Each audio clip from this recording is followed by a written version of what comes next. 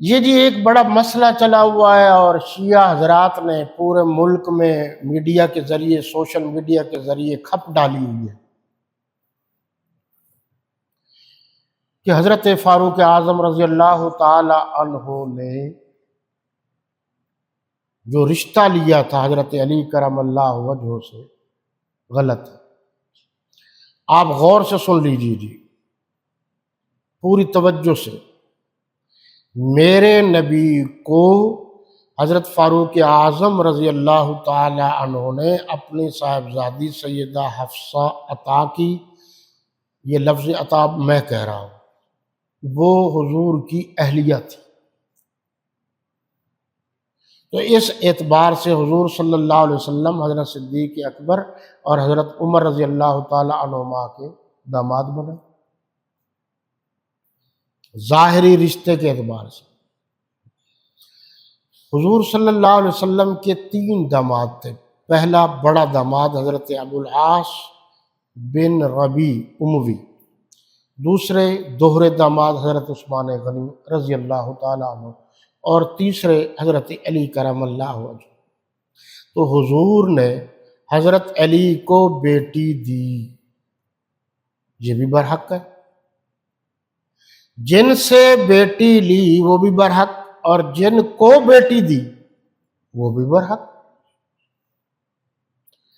حضور صلی اللہ علیہ وسلم، اب ذرا تھوڑا سا غور کریں گے، اس دنیا سے تشریف لے گئے تو پھر صحابہ کرام کے جو بچے تھے وہ تھوڑے تھوڑے بڑے ہو گئے۔ تو حضرت علی رضی اللہ تعالی عنہ کو اپنے پیش رو صحابہ سے، حضرت ابوبکر صدیق، حضرت عمر فاروق اور حضرت عثمان غنی، ان سے بہت زیادہ محبت تھی، اور اس لیے انہوں نے اپنے بچوں کے نام حضرت ابوبکر، حضرت عمر، حضرت عثمان کے نام سے رکھے۔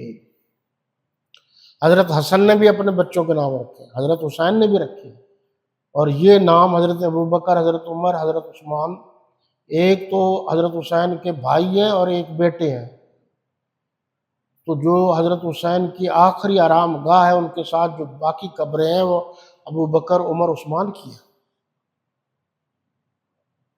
وہ ساتھ تھے۔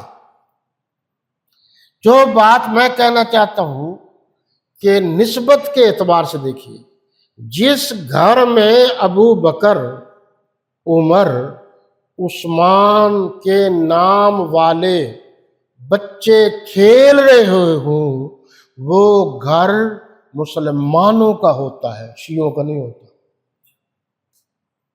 ایک بات۔ دوسری بات پر آپ غور کیجئے کہ حضرت عمر فاروق رضی اللہ عنہ کے بیٹے تھے عبداللہ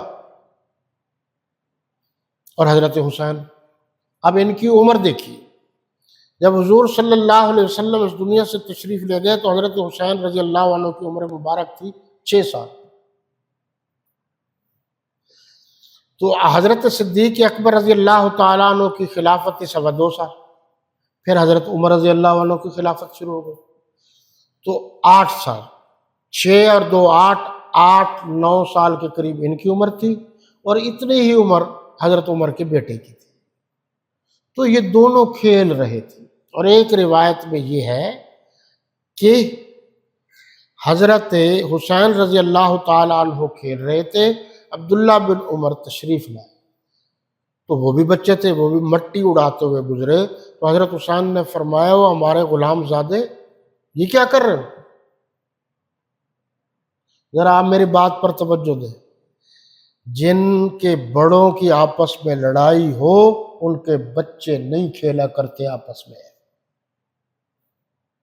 مجھے دنیا کا کوئی شیعہ اس بات کا جواب دے دے کہ بڑوں کی لڑائیاں ہوں اور ان کے بچے آپس میں کھیلتے ہیں؟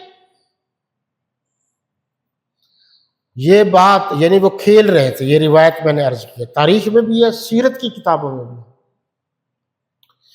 اور یہی بات ایک دوسرے طرح سے اس طرح بھی ہے کہ جب حضرت حسین رضی اللہ تعالیٰ عنہ نے فرمایا تو حضرت عبداللہ بن عمر، ذرا غور سے یہ باتیں سنا کریں، آپ کے کام آئیں گی، رضی اللہ تعالیٰ عنہ، انہوں نے جا کر اپنے ابو سے کہا اس بات پر بھی آپ توجہ دیں گے کہ اس طرح حضرت حسین نے کہا ہے.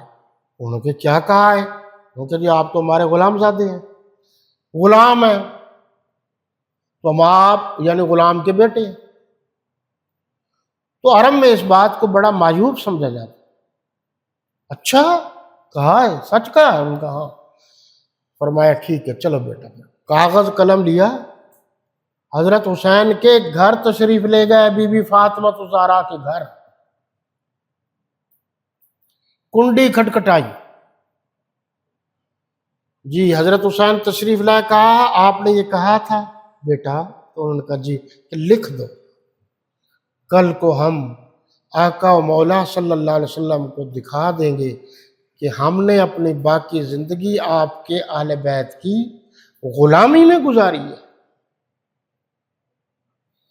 جو فاروق اعظم جنت کی نسبت کے لیے کاغذ قلم لے کر سیدہ فاطمہ کے دروازے پر جائے، اس کو اوپر الزام لگاتے ہو کہ اس نے دروازے کو آگ لگائی. میں کیسے مان لوں؟ اس پر الزام لگاتے ہو کہ اس نے کاغذ قلم نہیں دیا، جو کاغذ قلم ہاتھ میں لے کر کہہ رہا ہے. اور اس کے بعد 5 دن تک حضور صلی اللہ علیہ وسلم اس مستعار دنیا میں رہے. پھر کاغذ قلم کا آخر کاغذ قلم کی ضرورت کیا تھی؟ اس لیے تو انہوں نے کہا تھا حسبنا کتاب اللہ. معاملات وہ لکھوائے جاتے ہیں جو مشکوک ہوں. آپ ذرا غور کیجیے، حضرت ابوبکر صدیق، حضرت عمر، حضرت عثمان نے خلافت لکھوائی ہے حضور صلی اللہ علیہ وسلم سے. جب قرآن نے اشارہ دے دیا، حضور نے فرما دیا مرو ابا بکر فلیصلی بالناس، اور تشریف لے آئے اور وہ مصلی پر کھڑے تھے، وہ طرف پیچھے ہوئے. پھر سارے یعنی حضرت عباس جن کے کندھے پر حضور صلی اللہ علیہ وسلم کا دست مبارک تھا، اور حضرت علی کے کندھے پر بھی حضور صلی اللہ علیہ وسلم کا دست مبارک تھا، وہ سب کے سب پیچھے نماز پڑھ رہے ہیں. حضرت صدیق اکبر تمام صحابہ میں سب سے آگے ہیں، پھر آگے اللہ کے نبی ہیں. اللہ کے نبی تو چیک کر رہے تھے کہ جو میں نے صحابہ کرام کی تربیت کی ہے اس کے مطابق چل رہے ہیں یا نہیں ہے. آپ اپنی آنکھوں سے دیکھ گئے ہیں کہ تمام صحابہ میں سب سے آگے صدیق اکبر ہے. تو کیسے کہا جا سکتا ہے؟ تو پھر انہوں نے کہا ہے لکھ کر دو خلافت. یہ پورے کا پورا مذہب جھوٹ پر مبنی ہے، کس سے کہانیوں پر مبنی ہے. آپ تحقیق کرو.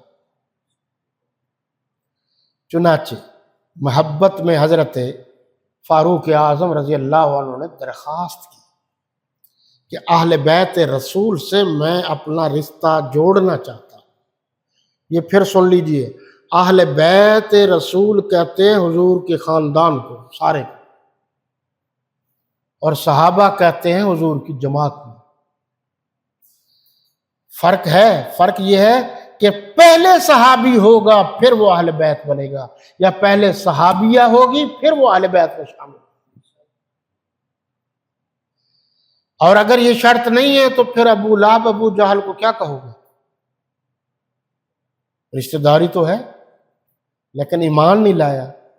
جب نہیں لایا ایمان تو نہیں ہے میرے نبی کے، ان کا امت مسلمہ میں کوئی احترام نہیں ہے.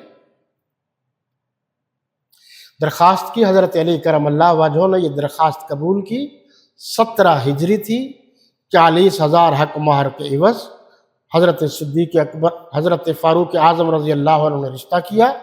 حضرت علی المرتضیٰ کی بیٹی تھی، حضرت بی بی فاطمہ الزہرا کی بیٹی تھی، حضرت حسن حسین کی ہمشیرہ محترمہ تھی. کیونکہ سیدہ فاطمہ الزہرا کے 3 بیٹے تھے، 3 بیٹیاں تھیں. 3 بیٹوں میں حضرت حسن تھے، حسین تھے، محسن تھے، اور بیٹیوں میں سیدہ زینب تھی، رقیہ تھی، ام کلثوم تھی. ام کلثوم کا نکاح ہوا ہے.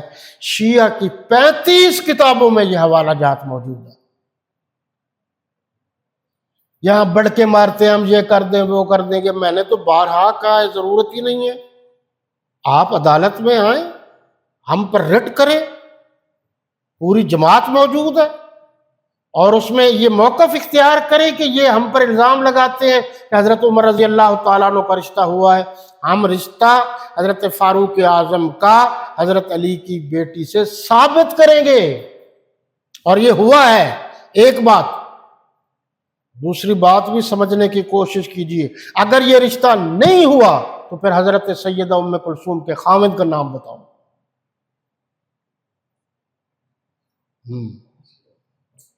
نہیں بتا سکیں گے، اس لیے جھوٹ بولنے کی کوئی ضرورت نہیں ہے۔